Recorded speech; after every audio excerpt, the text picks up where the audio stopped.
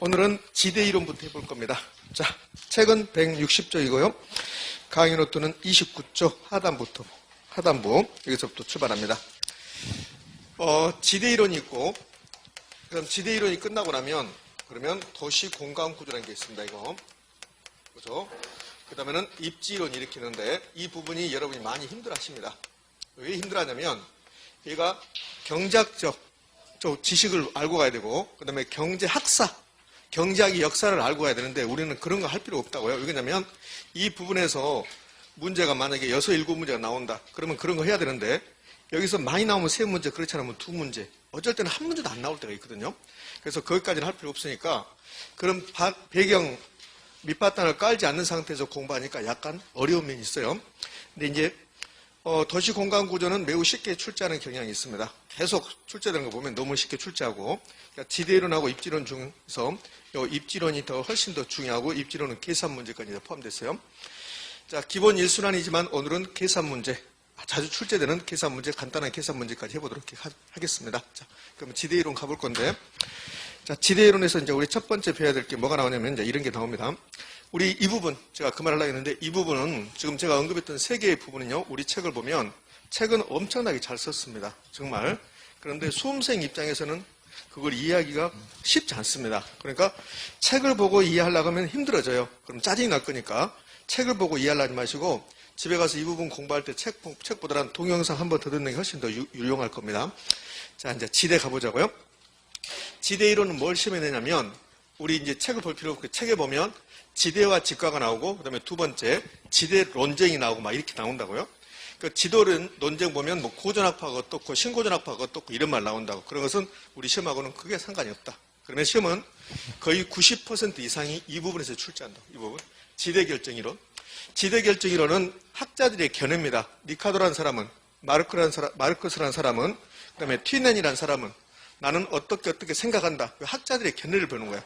그러니까 이 리카도가 말한 이게 맞든 틀리든 상관없습니다. 리카도는 이렇게 이야기했다는 거예요. 지대를. 마르크스는 이렇게 이야기했다는 거예요. 그러니까 학자들의 견해를 배운다.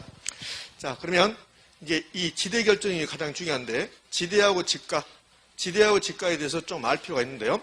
지금 제가 직과와 지대를 설명할 건데 이 부분은 예전에 한 2번 출제했고 지금 출제할 경향은 아닐 것 같아요. 그러나 우리 부동산학을 배우면서 이자율 이야기를 좀 해야 되니까 그 이자율과 관련돼서 직과와 지대를 좀 알 필요가 있습니다.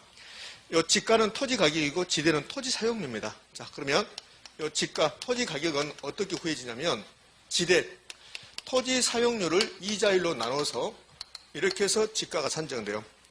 이 공식은 우리 시험에서 중요성이 없습니다. 그럼 뭐가 중요하냐면 이 이자율하고 직과가 토지 가격이죠. 그럼 토지는 부동산이잖아요.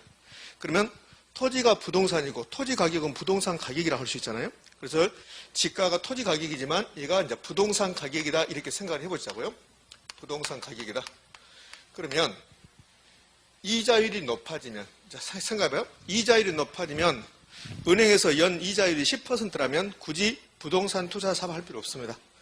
연 이자율이 10%다. 그럼 부동산에 투자해서 연간 10% 수익률을 낸다? 그렇게 쉽지 않거든요. 그럼 이자율이 높아지면 은행에다 예금하지 굳이 부동산 사지 않는다는 거예요. 또 하나, 이자율이 엄청나게 높으면 대출받아서 부동산 사기가 곤란해지는 겁니다. 그러면 이자율이 높으면 은행에 돈이 몰리지 부동산에 돈이 몰리지 않는다는 거예요. 그럼 이자율이 높아지면 부동산 가격은 토지 가격은 높아질까 떨어질까?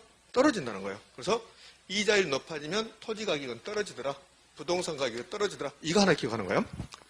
그러면 이자율과 토지 가격은 반대로 하고 있죠? 이거 반비례한 게 있다.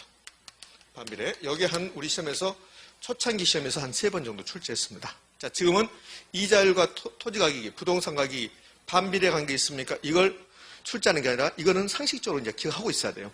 그래야만이 나중에 부동산 경기 변동이라든지 아니면 투자 이론에서 매우 유용하게 써먹을 수 있습니다. 자, 일단 이자율하고 토지 가격, 지가는 반비례 관계 있다. 그럼 지대는 토지 사용료거든? 그럼 이 토지가 있는데 이 토지의 사용료가 매우 높아. 그럼 토지 사용료가 높으면 그 토지 가격은 높을까 낮을까? 높겠죠. 그러면 지대가 높아지면 지가도 뭐한다? 높아진다는 소리야. 그러면 지가와 지대는 무슨 관계가 있다? 비례 관계가 있다. 이렇게. 자, 지가와 지대는 비례 관계에 있다가 중요한 게 아니라 이자율하고 부동산 가격은 무슨 관계 있다? 반비례 관계 있다. 이렇게. 자, 우리 부동산학에서요, 분수식이, 이런 분수식이 많이 나옵니다. A는 B분의 C다. 이런 분수식이 많이 나오거든요.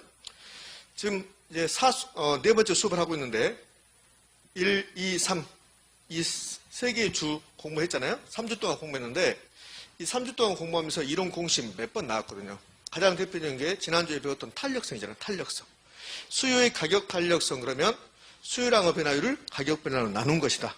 그 다음에 투자론 가면 순전히 이 분수식이 나온다고요.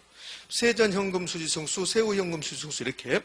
그럼 이 분수식은 이렇게 두 개는 반비례 관계 있고, 이렇게는 무슨 관계 있다? 비례 관계 있다.